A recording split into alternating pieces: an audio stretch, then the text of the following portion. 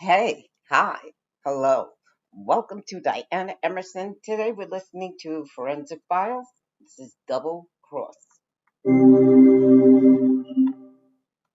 Up next, this is a story from my life as a defenseless woman in the Navy. A naval officer alleges a cover-up and threatens to go public.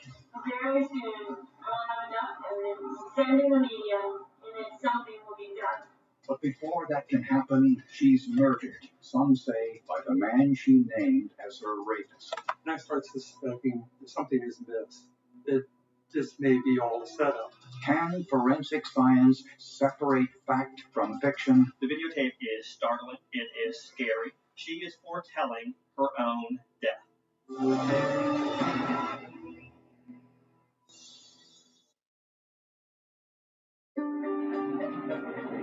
After a long, stressful day working as an air traffic controller at one of the largest naval jet bases in the world, Elise McDessie went to dinner with her husband at an Italian restaurant in Virginia Beach, Virginia.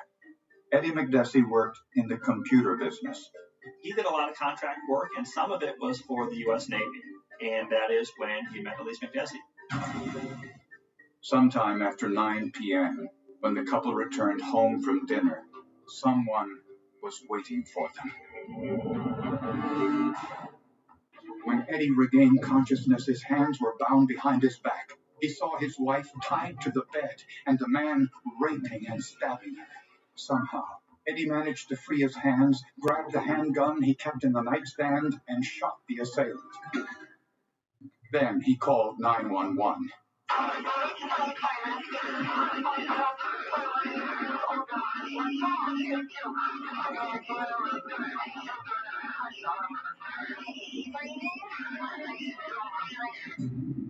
But the intruder wasn't dead. The assailant leaped out, lunged towards him with the knife, and then he shot the individual again. When paramedics arrived, Elise was barely alive. Her dress had been pulled up, her pantyhose had been ripped. She had multiple stab wounds to the chest, and her throat had been cut ear to ear. She's trying to talk. They absolutely believe she was trying to communicate and could never get the words out. And before anybody could really give her any significant help, she died on the way to the hospital. The assailant was identified by his driver's license as 37-year-old Quincy Brown. He was laying with his legs pinned underneath him, laying on his back, and he had 3 gunshot wounds to the chest. Brown was one of Elise's co-workers at the Oceana Naval Air Base. Quincy Brown, military man, worked at the same command where Elise worked. So it wasn't a random crime. Something happened to bring co-workers into the same room, and neither one of them left alive. Elise's husband, Eddie, was treated for his head injury and released. As incredible as Eddie's story seemed, evidence at the scene appeared to support it. The entranceway floor was littered with takeaway containers of leftover food from the restaurant. Electrical cords used to tie Eddie's hands were on the bedroom floor. Underneath the intruder's right hand was the knife used in Elise's murder. And Eddie gave police a videotape that Elise made before her death. It contained some shocking allegations against her superiors in the Navy. Allegations that perhaps the Navy didn't want to be made public. Elise and Eddie McDessie had been married for only 5 years at the time of Elise's murder. They lived in an apartment off the military base and had no children. Elise enjoyed being in the Navy. She was looking forward to her future as an air traffic controller. Tough job, and especially for females, and she would have been good at it if she had more time. Quincy Brown, the man found shot to death in the McDessie's bedroom, had no history of violence. Quincy had been in the Navy for over 19 years. He was married. He had a child. He did not have any kind of criminal background. Quincy Brown worked with Elise at the Naval Air Base. Everybody that we talked to that knew Quincy Brown, that didn't go with his character at all. It seemed to be completely conflict of his character. But the facts were undeniable. A rape test kit on Elise McDessie showed signs of sexual intercourse. and the biological evidence matched Quincy Brown's DNA. A knife covered with Elise's blood was found underneath Brown's body. But what drove Brown to murder? Eddie McDessie thought he knew why. He said his wife made a videotape before her murder, and he gave it to the authorities. Sexual harassment, sexual assault, and rape. This is a story of my life as a defenseless woman in the Navy. The videotape Elise McDessie made is more perplexing to me than anything I've run into in 20 years of covering crime. It is startling. It is scary. You see a woman who is speaking from the grave. Elise described a tale of horror. She alleged sexual abuse covered up at the highest levels of the Navy. 3 weeks later, after trying my best to avoid any sexual harassment, I got raped in the women's bathroom. And Egan threatened me and told me, "You can't prove anything, so keep your mouth shut, or else you and your husband can get hurt." It's a confession of sorts, like a diary. It's almost a video diary of all these terrible things happening to her. I've made a list of names and placed it in a safe deposit box in my name only. Police used a court order to get Elise's journal. Quincy Brown had been named in her journal as one of those attackers. Elise listed all 5 men who she claimed raped her while on duty. At this point, we knew we needed to get the Naval Criminal Investigative Service, NCIS, involved, because obviously now we had 2 of their members dead. The NCIS questioned the 4 other men Elise accused in her journal. They all denied the allegations. She had accused 4 of the best guys I've ever known, the best guys I've ever worked with. Family men, really decent, respectable guys. Nancy Simpson was Elise's friend as well as one of her supervisors. I knew it was a bunch of crap. Elise never told me that she had been sexually harassed at work. If that had happened, she certainly would have told me. It would have never been covered up. But Eddie McDessie was outraged. To him, the evidence was clear. Eddie believes that Quincy Brown went there to shut her up and to make her stop talking about what was going on at the base. Eddie's also said that Quincy was part of a larger conspiracy involving higher Navy forces to keep her quiet. As proof, Eddie pointed out that Elise had recently been demoted at the Navy base. Eddie claims in retaliation for her sexual harassment claims. Eddie says they really slowed down her training, reassigned her because of it. He said that she was the victim not only of the harassers, but of the same superiors that she had confided in. Then, investigators noticed small inconsistencies in Eddie's story. According to Quincy Brown's cell phone records, he called the McDessie's apartment at 9:36 on the night of the murders, which was after Eddie claimed they were assaulted at the door of their apartment. The call lasted 2 minutes and 10 seconds. It's out of the ordinary that somebody's going to call and then come over and rape someone and kill them. The knife found under Quincy Brown's hand, the one used to kill Elise McDessie, didn't contain Brown's fingerprints, and his shirt didn't have Elise's blood. Quincy gets none of Elise's blood on his body. How in the world could he have done this and not have any of Elise's blood on him? And on the night before her murder, Elise McDessie bought the gun used to kill Quincy Brown in a sporting goods store in Virginia. Then I start suspecting something is amiss. This may be all a setup.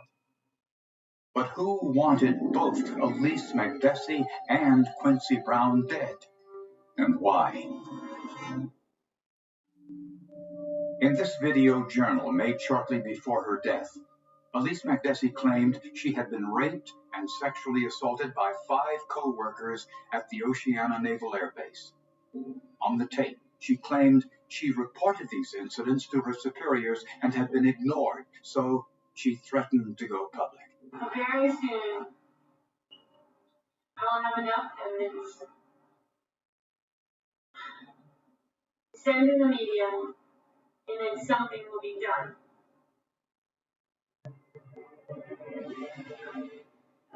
But the Navy denied Elise McDessie ever filed one single claim, let alone 5. I was her superior, and my immediate superior was a very tough female, tougher than me. There was no word of this. Nothing was ever reported to any of us, and either one of us would have acted immediately. One of the men Elise named in her journal was Quincy Brown, the man found shot to death in her apartment. Elise's husband, Eddie, claimed Brown knocked him unconscious and murdered Elise to stop her from going public with these allegations. Investigators weren't so sure. To find the truth, investigators started with the only hard evidence they had, the crime scene. We wanted fresh eyes, somebody to really tell us something that we weren't able to see. Virginia Beach police contacted Ross Gardner, a nationally recognized crime scene analyst. This was a very complex crime scene, and it wasn't until we got a lot of the DNA information back that we were able to make sense of it. But certain aspects of the crime scene analysis certainly supported Eddie's statement. But then Gardner looked more closely at the crime scene photos and noticed that they contradicted Eddie's story. The autopsy showed that the first shot penetrated Quincy's heart. This creates arterial spurts, high-pressure ejections of blood from the body, and they are easily identified. Because the blood is ejecting out in a stream, it breaks up into larger masses. And so what we see in an arterial spur are very large elliptical-shaped stains. Eddie said when he saw his wife being attacked, he grabbed a gun from the nightstand and shot Quincy Brown as he rushed towards him. Yet, the blood spatter evidence and the crime scene photos showed that Quincy Brown was facing in the opposite direction. There is no evidence whatsoever that suggests that Quincy was ever standing when that wound was ejecting blood, or that he was ever facing back towards the nightstand. The void in the arterial spurs on the carpet tell us that Quincy was in this kneeling position at the time of the first shot, and that his physical position never altered other than to lay back. Investigators now had a theory that Eddie McDessie was involved in an elaborate scheme. First, he convinced his wife to make the videotape and written journal, accusing her 5 co-workers of rape and sexual assault. Their plan was to file a lawsuit against the Navy.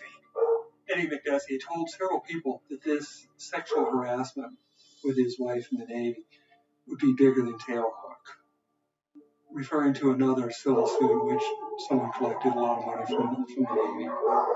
And Elise was a willing participant in the scheme. It was obvious that they had a plan in action. It would appear that there may have been some partnership between Eddie and Elise as far as setting this thing up. They planned to prove their case by luring one of the men she named in her journal, Quincy Brown, to their apartment to have unprotected sex with her, and then claim it was yet another rape. Only this time, they'd have DNA evidence to prove it. Quincy did not force his way into that apartment. He came there willingly. He had sex with Elise willingly. Investigators believe Eddie planned to kill Quincy after the sexual act was complete in order to silence him. It's not clear whether Elise was aware of this or not. Elise and Eddie bought the gun in Hampton, Virginia, the night before this event occurred. I don't know if Elise had planned that Quincy would die. I don't know. But why did Eddie kill his wife? Eddie McDessie had taken out a $500,000 life insurance policy on his wife. This was less than 30 days prior to the incident. That's a lot of money to have in a life insurance policy for a sailor who has no family fortune, is not earning but a low rate in the Navy, not making much money. This, plus an additional $200,000 from her Navy life insurance, was a significant payout. The 7 deadly sins, greed is my favorite. And this man loved his money, and he was willing to sacrifice innocent people for $700,000 so he could live the good life. And he could pin her murder on Quincy Brown. He's a cold-blooded killer. Ironically, Elise helped plan, organize, and carry out her own murder. The only thing that changed is Elise was double-crossed and she was killed in the process as well. Eddie's plan was almost too perfect. Based on the forensic evidence, prosecutors believe that Eddie McDessie was responsible for the murders of both his wife Elise and Quincy Brown. They believe this whole thing started as a sexual harassment scam against the Navy. Elise McDessie made a videotape and written journal claiming that 5 men sexually assaulted and raped her while on duty at the Naval Air Base where she worked.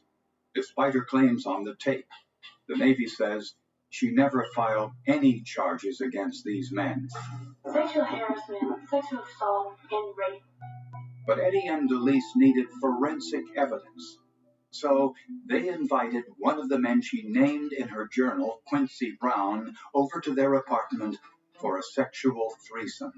Elise would have claimed that Quincy had raped her, and therefore they would have been able to pursue their sexual harassment claim. On the night of the crime, there was no assault outside their apartment.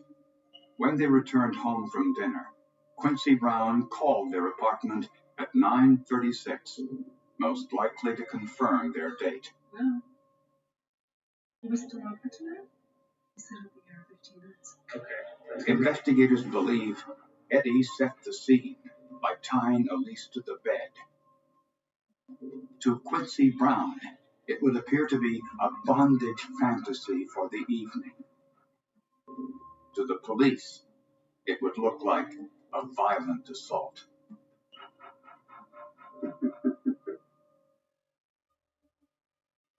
When Quincy arrived, he had a condom in his pocket. Perhaps he was encouraged not to use it, although no one really knows. Go ahead, honey. I'm just going to kick back and watch. After the sexual encounter, Eddie pulled his first double cross of the evening on Quincy Brown. Okay, I think you're finished. Break into my house, knock me out, raping my wife. They blamed him for breaking into the apartment and raping Elise.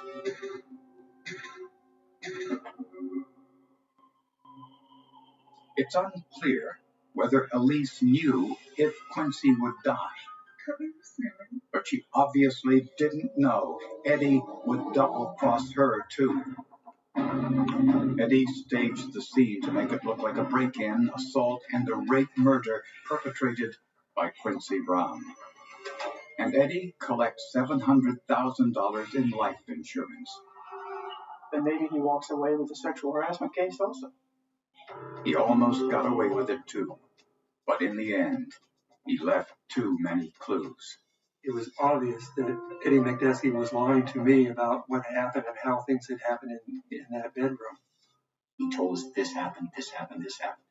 And multiple claims by Eddie McDessie were refuted by the forensic evidence. But when it came time to arrest Eddie McDessie, he had fled to Russia. The problem we're having is that he's now a Russian citizen and we don't have an extradition treaty, so I can't get him out of Russia. For almost a decade, Eddie McDessie was on the run. Reporter Mike Mather decided to track him down, despite everyone telling him it was useless. The State Department at the time told me, Virginia Beach Police told me, the embassy told me, you're wasting your time. He's never coming back here. So I said, let's go find out. Sent him an email. He agreed to meet with me. Flew to Moscow.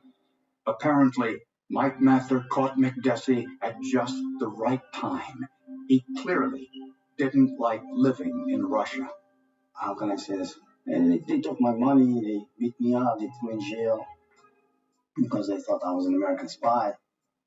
And here I was without American documents to prove that I'm an American.